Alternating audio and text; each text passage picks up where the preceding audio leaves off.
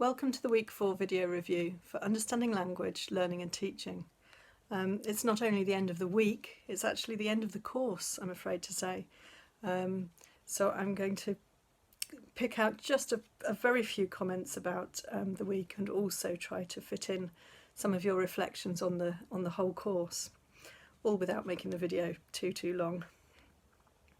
So this week we've been talking about English as it's used across the world, how it has spread, how it's evolved, how it continues to evolve, and the implications of this for learning and teaching. So there's a discussion on step 4.2 about global Englishes, started by Karen, about whether the world needs some kind of universally accepted standard for English, that is. And this discussion is interesting because it moves in different directions, and I think there are a lot of different aspects of the discussion that you could contribute to if you are still around and want to engage at this late stage. So Alexandra, for example, she joins in to point out that native speakers as well as non-natives have difficulty understanding different varieties of English, for example, different regional accents. So it's not just an issue for learners of English as a foreign language. And Mohammed also contributes to say that it's also not an issue that's unique to English, and he brings in an example of another language where speakers of the same language can have communication difficulties due to different regional differences. So I think that's interesting because the course overall is about language generally, not just English, and this week the materials are very English focused, so I think it's nice that you've opened up the discussion there, broadened it out a discussion of English to bring in other languages as relevant, so join in if you've got something else to say on that. On the spread of English, I also like Giuseppe's question about Brexit. It's interesting, isn't it, to consider whether Brexit will make a difference to how English is used in the EU. Rebecca's and Maria's responses to that are interesting. Wonder if you've got anything else to add. You'll find that on step 4.4 if you want to contribute. Now, turning to the section on ELF, I'm actually going to highlight a thread on step 4.6 that's perhaps not strictly about ELF, but that's the beauty of the course, isn't it? You can move beyond the materials and you can make the discussions relevant to your own interests as long as they are broadly to do with the topics that we cover in the course. And this is, so on step 4.6, Paul admits to correcting not only learners of English but native speakers when they use a particular feature of spoken English that he considers to be a mistake.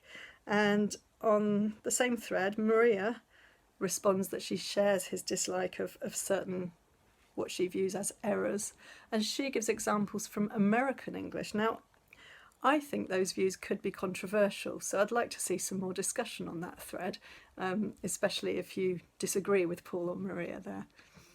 In another thread on step 4.6, Sylvia highlights the importance of context in deciding what is and isn't acceptable. So I think that's a key theme in a lot of the discussions this week. Are we talking about what's acceptable or what's correct in informal conversation, or in assessment and testing, or in an academic context or a workplace?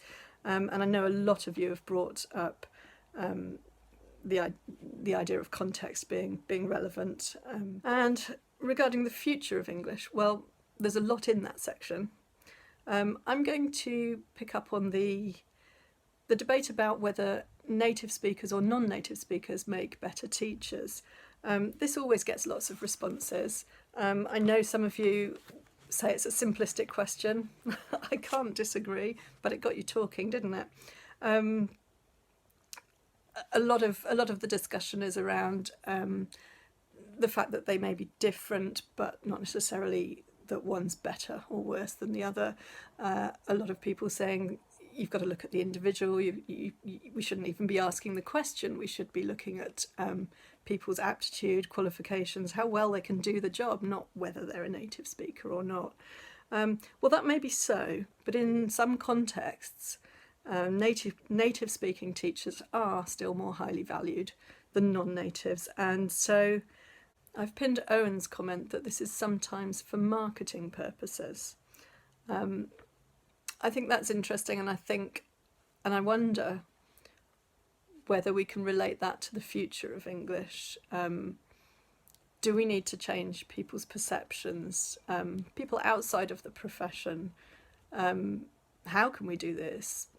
Is it likely to change in response to certain global events? So it would be interesting to consider that in relation to the overall topic of the future of English, perhaps. And finally, I said I would mention a few of your reflections. I'm not pinning them, they're not really discussions, but I think it is lovely to hear how many different ways this course is already impacting on you in various ways. So a few examples. Catherine says that her participation in the course has put a lot of questions in her head about the best ways to teach. Leah's got a lot to think about before she starts her first teaching job in September. And others have mentioned, as we went along, intending to try out different techniques. It's not just been useful to teachers of language, I'm pleased to hear. Holly has started learning a new language. Richard plans to as well. Eleanor has been discussing some of the ideas from the course with her family. So we've got people who are not even directly enrolled on the course learning as a result of one person's participation in the course there. So I think that's great. Lots of you are saying that you plan to find out more about some of the topics, especially the things that were new to you, perhaps the bottleneck theory. ELF was new to some people.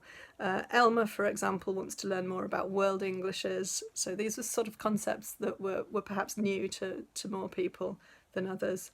ELF has actually changed Melody's views about language teaching, which is great. That's what we want. We don't want to tell you necessarily the right or wrong way to do things, but to make you think. And I think if your views have altered in some way, then that's a sign that you've learned something.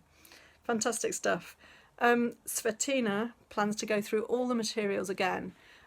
Great. There's been a lot of new stuff to absorb, hasn't there? Especially if a lot of these ideas were things that you hadn't looked at before. I would just mention that you won't have unlimited access to the course forever if you're learning for free. So don't get caught out by that. Have a look at the course dates, the Futurelearn terms, and yeah, don't get caught out. Make sure that you've in some way kept hold of the important information that you want. And finally, I have to agree with Richard that one of the best things about this course has been all your contributions. You've made it what it is, so thank you for being with us. Thank you for participating so enthusiastically. So I wish you all the best, and I'm sorry to say I have to leave you now. Goodbye.